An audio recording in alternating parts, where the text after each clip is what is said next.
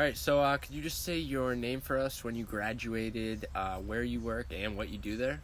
I'm Griffin Seidel, Scituate High School alumni, class 2017. I work at Olympus Grill in Cohasset. I wash dishes, make pizzas, go on deliveries, and prepare other foods for cooking. I'm Julia Pasini. I graduate in 2019 and I work here at Nona's Homemade. I'm Emily Grant. I graduated in 2017 and I work at Nona's Homemade. My name is Kevin Farwell. I am graduating next year, 2019, and right now I work at the Burkhard Tavern. My name is Maddie Shannon. I graduated Scituate High School in 2016. I'm going to graduate Clemson in 2020, and I work at TK O'Malley's as a waitress. So my name's Liam Healey. I graduated from Scituate High School in 2016, and I'm now a sailing instructor at Green Harbor Yacht Club. I'm John. I graduated in 2017 from Scituate High School. I deliver pizza, and I make pizza boxes for Harbor House on Front Street in Scituate. My name's Lorraine Jones. I graduated Scituate 2016, and I work at Drillway Dunkin Donuts. I go to UMass Amherst. I'm Rachel Sullivan. I'm a sophomore at St. Mike's in Vermont. I graduated Scituate High in 2016, and I also work at Drillway Dunkin. Hi, my name is Frank Crowley. I graduated 2016 from Scituate High School. I work at Freedom Boat Club. My name is Patrick McCarthy. I graduated from Scituate High School in 2017, and I am a camp counselor for the Scituate Recreation Department at Young People Day program. I'm Kevin McCarthy. I graduated 2020, and I'm camp counselor at Summer Morning Adventure. So my name's Zach Shooshan. I graduated in 2016 from Scituate High School, and I currently work at Burkhardt Movers. It's a moving company, so it's physical labor. It's a whole bunch of fun. We essentially get paid to work out, which is pretty cool. We're here to interview as a team. My name's Sean Cronin. So my name, Sean Mackinnon, graduated Scituate High School in 2015. And I graduated in 2016. I work for Mr. Daniel's Landscaping, just locally in Cohasset and Scituate. I also work with Sean McKinnon. You may ask why I have these sunglasses on. I do have pink eye. And what's the work environment like? My boss definitely appreciates a good work ethic, but he's very chill and likes to have fun as well. So it's not too stressful at all. I think it can be really fun sometimes, but some of our busiest nights are like the carnival, heritage days, and those can be really stressful when it's around the corner out the door. Oh, it gets really quiet in the winter, so those shifts are boring to work.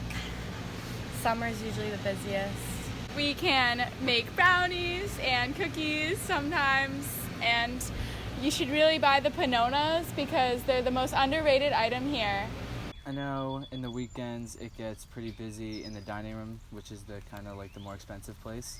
Not much goes down there. It's basically just a bunch of richer, older people that just kind of walk in, do what they got to do, and then leave. I have a few nice conversations, but that's about it. The work environment is pretty fun when it's crazy. When it's packed in the summer, it's a lot of fun. And it's a fantastic place to work, just a small little yacht club right in Green Harbor and Marshfield. And the sailing program focuses on kids, 8 to 15 years old. And it's really about, building positive on-the-water experiences for these kids in a safe way.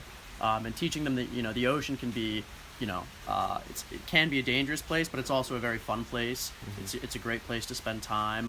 So you got a good workplace environment. I mean, it's a sports cast, so there's always sports on the television, and there's always topics to talk about. It's a great place. It's sunny, and it's nice to sit in here and to eat dinner. I feel like it has good days and bad days here. It's busy. This store, I think we do, what Raquel say, 600 cars just in the morning in the drive-thru. Wow. It's a lot. We get in a routine, so we're here I would say 5 to 6 days a week. You work a lot more than me, but we just get in a routine. So she'll be on coffee, I'll be order taking around the window, and you literally just get through it. You get through the line. There's always a line. Sometimes it's out literally to the street, and it's really hard because sometimes customers just don't understand how hard it is to get it moving, and you really have to have good team chemistry. I was a dock staff member, needed help members taking boats out. Now I'm a marine technician. things. The company owns all the boats. Oh, really? Yeah. And what do they, like, take them out? Yeah, so it's like a gym membership. It's like Really? you use the boats that they supply. I think it's fun because of the guys that work there. Just the work environment. Moving's not fun. It's miserable. Like I said, you're walking up and down 3 flights of stairs for 8 hours. But when you're with a good group of guys, like we got a speaker playing in a truck usually. So when we come back to the truck with something, there's always some music playing. People are joking around. Though we do take things very seriously.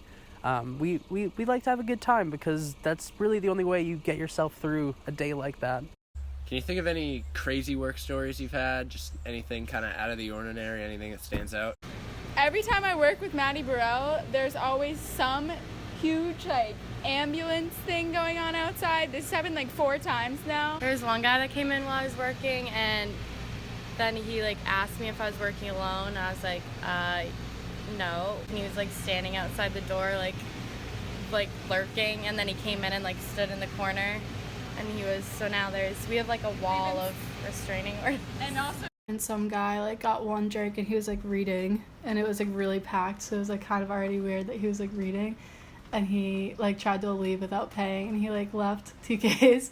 Then I had to go get the bouncer, and the bouncer had to chase him down. One time when I was delivering, we were delivering to a dog, to a house with a dog, and the dog had a headache, so I had to be quiet going up to the house to deliver food for the dog. And a crazy story, my old boss backed a forklift into a boat and knocked it off the stands and put a hole right in the bottom. No one ever knows how much stuff they have. We were moving this family into a nice big house down in Duxbury, right on the water, and we kept bringing stuff in, and the mother kept going, "We still have that?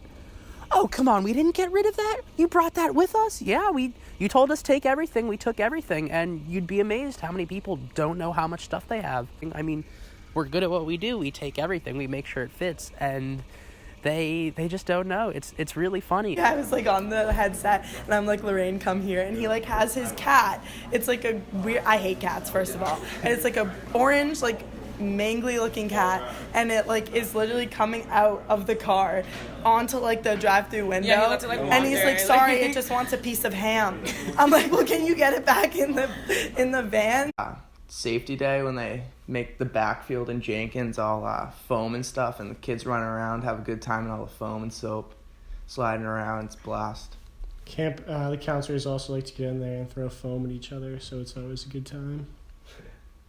All of a sudden, I pick up the phone, and McKinnon's like, "Oh, yo, there's a huge snake out here." And I'm like, "What?" Not the PetSmart kind. So I run over, and I'm like starting to grab its tail, and it's wrapping its tail all around my arm.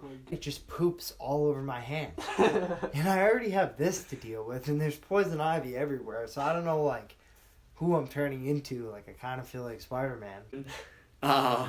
Pretty wild. Snake got loose after kind of crawled in through a slider door.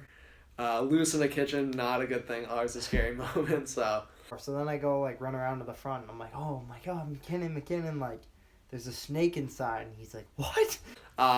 Sean had to leave, unfortunately. And I had a doctor's appointment, so I had to leave early, seeing as I have pink eye. But with great power comes great responsibility.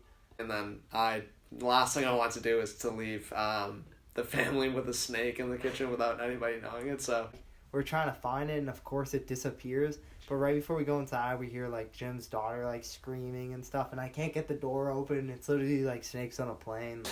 Took us about 30 minutes, but with a pair of pliers, we kind of picked him up by around the neck area and the head, and then took him out of the house. We evicted him. He's gone. He's so out. yeah, Right, definitely the craziest story.